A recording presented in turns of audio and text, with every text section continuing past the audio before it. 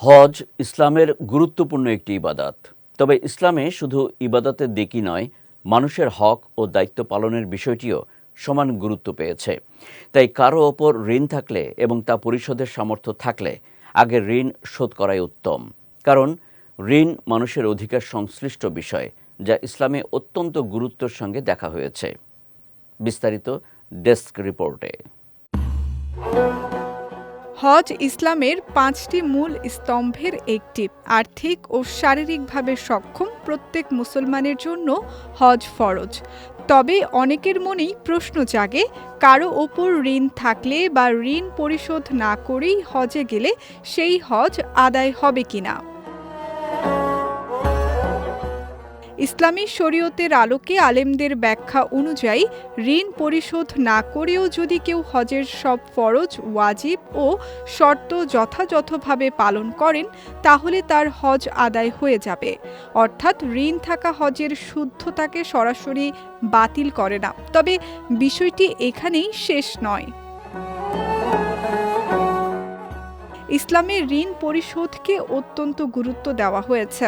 আলেমরা বলেন, যদি কারো ওপর এমন ঋণ থাকে যা পরিশোধ করলে তার হজে যাওয়ার আর্থিক সামর্থ্য থাকে না, তাহলে তার ওপর হজ ফরজ হবে না।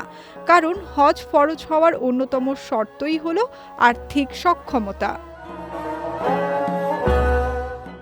হাদিসেও ঋণের ব্যাপারে কঠোর সতর্কতা এসেছে। মহানবী হযরত মুহাম্মদ সাল্লাল্লাহু আলাইহি ওয়াসাল্লাম বলেছেন, সামর্থ্য থাকা সত্ত্বেও ঋণ পরিশোধে গড়িমসি করা জুলুমের শামিল।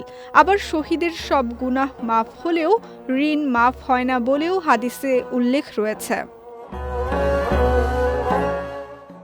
রাসূল সাল্লাল্লাহু আলাইহি ওয়াসাল্লাম আরও বলেছেন, যে ব্যক্তি মানুষের সম্পদ নেয় তা ফেরত দেওয়ার নিয়তে আল্লাহ তাকে তা আদায়ে সাহায্য করেন।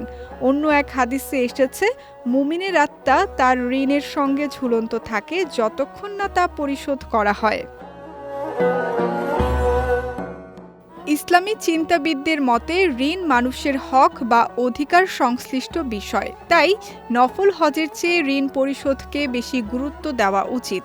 এমনকি ফরজ হজের ক্ষেত্রেও যদি ঋণদাতার পাওনা ক্ষতিগ্রস্ত হওয়ার আশঙ্কা থাকে, তাহলে আগে ঋণ পরিশোধ করাই উত্তম।